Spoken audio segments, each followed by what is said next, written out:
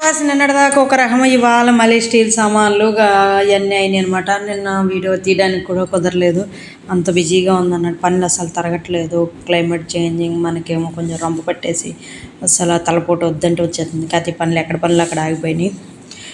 అయితే ఏంటంటే ఈ పనులన్నీ అవ్వాలంటే ముందు సండే కాబట్టి వంట సెక్షన్ అవి చేయాలనుకున్నా. వంట సెక్షన్ చేద్దామని కర్రీ ప్రిపేర్ చేసేటప్పటికి ఎందుట్లో వాళ్ళు తోముతామని వచ్చారు. ఇవాళ ఏంటంటే పరోటా కావాలన్నారని మన విజేతలో వచ్చేటప్పుడు పరోటా తీసుకున్నారు స్వామివారు. ఇంకా కర్రీ కూడా ఆలు బఠానీ కావాలన్నారు.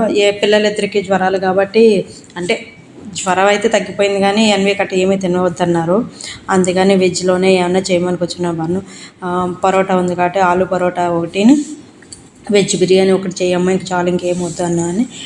నేనైతే పక్కన ఆలు బఠానీ కర్రీ అవుతుంది, ఓ పక్కన పరోటా వేపడానికి తీసాను, కొంచెం కూలింగ్ పోతుంది కానీ. నేను ఇట్లా బిర్యానీకి కూడా అన్నీ సర్దుతున్నాను. ఇది కర్రీలోనూ కొంచెం జీడిపప్పు టమాటా ఆడితే కొంచెం కమ్మగా ఉంటుంది అన్నది మనం తినేటప్పుడు. అంటే పిల్లలు కదా, కొంచెం స్పైసీగా గట్ట లేకుండా కొంచెం మసాలా, మనం ఆడిన మసాలా ఉండదు అది కూడా వేసుకుని ఆడుకుంటే ఇప్పుడే ఫ్రెష్గా ఆడుకున్న మసాలాలాగా ఉంటుంది అనమాట. అంత బాగుంటుంది అనమాట. ఎందుకంటే ఇలా వేసింది వేరే ఒక టేస్టు, ఇలాగా మనం టమాటా పేస్ట్లోను కాజు పేస్ట్లో ఆడుకున్న మసాలా వేరేగా ఉంటుంది అనమాట. అంటే ముందు అల్లం వెల్లుల్లి పేస్ట్ ఆడేస్తాను, ఆడేసి అందులోనే టమాటా ఇలాగ అన్నీ వేసుకుని ఎక్కడెక్కడ ప్రిపేర్ అవుతూ ఉంటాయి. చూడండి కర్రీ అయితే కొంచెం దగ్గరికి వచ్చేసింది. బిర్యానీకి అయితే పక్కన రెడీ చేసుకున్నాం. అంటే మనకి తోడడానికి మా అమ్మగారు వస్తారు, ఆవిడ వచ్చేటప్పటికి ఈ వంట సెక్షన్ అంతా అయిపోతే కొంచెం బాగుంటుంది కదా అన్న ఉద్దేశంతో ప్రిపేర్ చేస్తున్నాం. నాకు అనొచ్చు మీరు బఠానీ అని.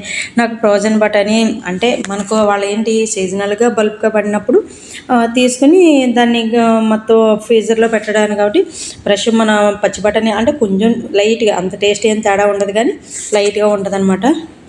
ఇంతట్లో వచ్చారు, ఆ కూర అక్కడ ఆడేసి ఇంకా మళ్ళీ నీ గిన్నెల సెక్షన్కి అయితే వెళ్ళిపోయాను. మళ్ళీ వాళ్ళ ఎండ మళ్ళీ ఏంటంటే ఎండ తగ్గిపోతుంది కదా, ఇప్పుడు ఎలా ఉంటుందో తెలియట్లేదు. సరే అని ముందు కర్రీ అయితే సిమ్లో పెట్టేసి గిన్నెలు తోముతకైనా వచ్చేసాం. వాళ్ళిద్దరూ తోముతుంటే నేను కడుగుతున్నాను అనమాట. మా అమ్మగారు తోముతుంటే మొహన కడుగుతుంటే నేనేమో తుడుచుకుని ఎక్కడెక్కడ బార్లు ఇచ్చుకోవడం, అంటే చిన్నవి పెద్దవి అన్నీ అలా అనమాట. దేనికి డివైడ్ చేసుకుని స్టీలు, సేమండి, ప్లాస్టిక్, గాజు, ఇంకా ప్లేట్లు ఇవన్నీ అలా దేనికది. బన్నిబాబు కూడా కొంచెం హెల్ప్ చేసి పడుతుంది, వాటర్ పోయడం కానీ అన్నీ. ఎవరి మటుకు కలిపి టిఫిన్కి 10 అలా అయిపోయిందనమాట. ఇంకా పరోటాని ఇంకా ఆపేసి మధ్యలో వెళ్ళిపోయింది కాబట్టి ఇంకా పనికి చూస్తే బన్నిబాబు ఆకలేస్తుంది అన్నాడని, అంటే పొద్దున ఒకసారి కొంచెం పాలు ఇచ్చేసాం కానీ ఇంకా సరే పరోటా కావాలన్నారు. కానీ కర్రీ ఇందామో కర్రీ అవ్వలేదు కదా, నేనే వచ్చేసాను బయటికి. పరోటా చాలా ఇష్టం అనమాట. చపాతీ, పరోటా, పూరి ఈ 3 ఉంటే చాలు అనమాట. ఇంకా రైస్ కూడా తినడం అంత ఇష్టం అనమాట. వచ్చినప్పుడల్లా పరోటా. అయితే అది హోటల్లో పరోటా అయితే కొంచెం ఏదది అన్న అదే ఏంటంటారు డాల్డా అలాంటివి ఎక్కడం వల్ల కొంచెం ఇది నాకు ఆయిల్ తక్కువ ఉంటుంది. మనం ఎన్ని 5 పరోటాలు 80 రూపాయలు, అంటే 8 రూపాయలు పడుతుంది. కానీ మామూలుగా బయట తినండి కర్రీతో 30 రూపాయలు. మన ఇంట్లో మన కర్రీ ఉంటుంది చాలా, 8 రూపాయలతో పరోటా అవుతుంది. పిల్లలు సరదాగా ఇందులో అంత ఆయిల్ ఉండదు. అంటే ఇది ఒకసారి తయారు చేసి కొంచెం లైట్గా ఏంటది స్టీమ్ బాయిల్ చేసినట్టు ఉంటుంది కదా, లైట్గా వేపుతారనమాట. మళ్ళీ ప్యాకింగ్ చేయడం వల్ల అంత నూనె ఏమి ఎక్కువ అనిపించదు. ఒకటి వేపి బన్నిబాబుకి ఒకటి నాకోటి అన్నట్టు మొత్తం అందరికి ఇంతలో టేస్ట్ చూసుకుంటా మనకి ఇంకా షివరింగ్ వస్తుందని ఒకటి నోట్లో పడేసుకుంటా పిల్లలకైతే వేపుతున్నాను అనమాట. నాకు ఇష్టమే పరోటా. కాకపోతే ఏంటంటే అప్పుడప్పుడు చికెన్ పరోటా, ఎగ్ పరోటా అలా ఏమన్నా కొత్త రకాలన్నీ చేయాలనిపిస్తుంది. బన్నిబాబుకి లైట్గా అటు చూసుకుంటున్నాడు, నాది ఇంకా ఏగాలమ్మా అని పాఠం పడతాం. అడికి కొంచెం క్రంచీగా అలా ఉండాలన్నమాట. బాగా పొంగినట్టు కట్ట అదేంటిది హోటల్లో ఇలా కొడతారు కదా, అలా కొడతాం కుదురుద్దా అని అన్నీ అడుగుతూ ఉంటాడు. అసలు సరే నేను ట్రై చేస్తాను, బాగానే వచ్చింది. లేరు కదా, అంటే అంత రపని కాకపోతే అది కొంచెం మధ్యలో డాల్డా వేస్తాం, అందులో 3 సార్లు అవన్నీ ప్రాసెస్ చేస్తారు కాబట్టి కొంచెం గుల్లగా రావచ్చుము. ఇంకా నాకు ఎందుకు ఇది సరిపోతుంది, ఇంకా అంతగా ఎంత ఉంటే మాత్రం గుల్లదనం సరిపోతుంది. మన ఆయిల్ ఒంట్లో తట్టుకోవాలి. కానీ బాబుగాడికి అయితే పరోటా, ఆలు ఎగ్ బఠానీ కర్రీ అయితే తయారు చేసి ముందు వాడు టేస్ట్ చెప్తాను అన్నాడు. సరే నీ ఇష్టం, ఎలా కలుతా అలా చెప్పుకోమని చెప్పాను. వాడికి అలా ఫ్రెష్గా పెట్టింది చాలా ఇష్టం అనమాట. చూసి అది ఉన్నంతసేపు అదేంటి కిచెన్ గట్టి దగ్గరే తిరుగుతూ ఉంటాడనమాట. అంత ఇష్టం అనమాట వాడికి. తినేసి ఇంకా అప్పుడు మనకు కనపడ్డనమాట. అప్పుడు దాకా అయితే నా చుట్టూ ఇంకా నేను బిర్యానీ కూడా రెడీ చేసేసుకుని పచ్చి బఠానీ అసలు ఆ బిర్యానీలో సూపర్ అంటే సూపర్ ఉంటుంది. నాకు చాలా ఇష్టం అనమాట. అసలు నెయ్యి పచ్చి బఠానీ ఉంటే అసలు దమ్ బిర్యానీ కన్నా సూపర్ ఉంటుంది. అంటే ఆ అది ఇష్టపడే వాళ్ళని బట్టి ఉంటుంది అనమాట. అలా లైట్గా మనం తినేదాన్ని బట్టి ఉంటుంది అనమాట. ఇది ఇవాళ ఏంటంటే పులావ్ టైప్లో ఉంటుంది కాబట్టి ఇంక నేను ఏంటంటే కొద్దిగా రైస్ అయితే ఈ బిర్యానీకి మనం ఒక గంట ముందు నానబెట్టుకున్నాం కాబట్టి ఒక గ్లాసుడికి ఒక గ్లాసుడు వాటరే పోయాలి. అంతకన్నా ఎక్కువ పోతే మళ్ళీ మన మాట ఏందనమాట, ఓ ముద్దకట్లాగా అయిపోద్ది. నేను అలా జాలీలో వడకట్టేస్తాను. కొంచెం ఇలాగ వేయటం వల్ల ఏంటంటే నీరు కట్ట లాగేసి నెయ్యి కట్ట రైస్కి అయితే బాగా పడుతుంది. ఓ పక్కన కొంచెం ఇందాక మసాలా ఆడాను కదా, ఆ వాటర్ అందులో కలిపేసాను అనమాట. ఆ వాటర్ బాగా మసిలిపోయాక ఇంకా అలా చూడండి బియ్యం కనపడతాయి.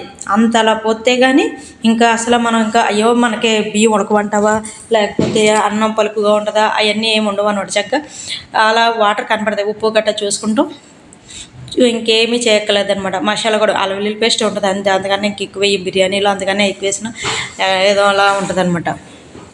చూస్తే లైట్గా తక్కువైందని కొంచెం ఉప్పు వేసేసి అలా మూత పెట్టేసి వదిలేసాను.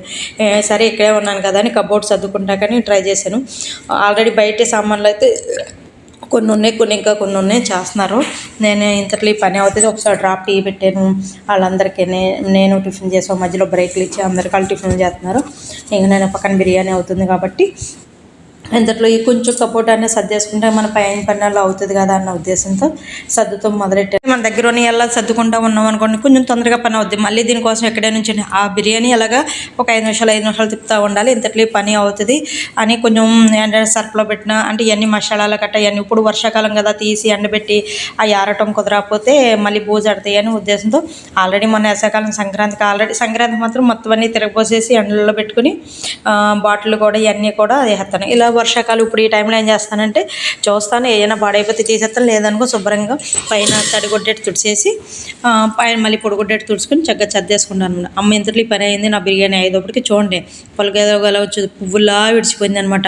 ఇంకా అసలు చూడండి అలా అంటే చాలా పువ్వులా చాలా అందంగా ఉంటుంది. అసలు తింటాక కూడా చాలా చాలా బాగుంటుంది అనమాట. మనం ఏమీ చేయట్లేదు. చూడండి నా సెల్ఫ్ ఎంతట్లో ఉన్నాయి కూడా ఒక 5 నిమిషాలు చెమ్మందని దాన్ని మూత పెట్టాను. ఈ 5 నిమిషాలు కూడా మనం సెల్ఫ్ సర్దేసుకుని ఇంకా అన్ని కబోర్డ్లు ఒక్కొక్కటి పైన ఇంకా గాజు కప్పులు ప్లేట్లు కట్ట రావాలి. కొన్ని నీట్గా ఉన్నాయి ఎలా సర్దేసాను. ఇంతలో మన టేస్టింగ్ టైం అనమాట. ఎలా సింపుల్గా వెజ్ బిర్యానీ, ఆలు బఠానీ కర్రీ, రైతా, ఉల్లిపాయ, నిమ్మకాయతో ఇవాళ ఫుల్గా అయిపోయిందన్నమాట. చూడండి ఎంత నీట్గా అసలు పలుకు మనం బిర్యానీ ఇలా వేస్తే అలా రాలినట్టు తెలియాలి. అప్పుడు దాని అందం కనపడుతుంది. చూడండి ఎంత అందంగా ఉందో. అలా నాకు ఇలా ఉంటాయి. నాకు బన్నబాబు కడుపులో ఉన్నప్పుడైనా చాలా ఇష్టం అనమాట. దేనిలాగా తింటేనే దాని టేస్ట్ అనమాట. ఇప్పుడు ఆ బిర్యానీని అలా 5 ఏళ్ళు పెట్టి అలా బిర్యానీ తీసుకుని నోట్లో పెట్టుకుంటే దాని టేస్టే వేరప్ప.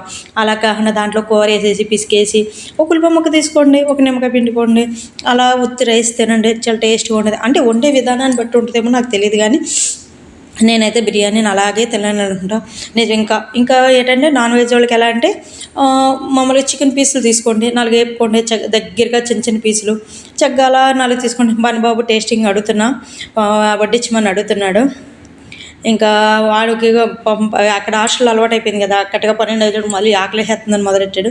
సరే ఇంకా వాళ్ళు పెట్టేస్తే పిల్లలు తింటే కొంచెం తర్వాత నేను తింటాను, మళ్ళీ వర్షం వచ్చేలా ఉంది బయటని నేను ఆ పిల్లలకైతే వడ్డించేసి నేను వెళ్ళిపోయాను అనమాట.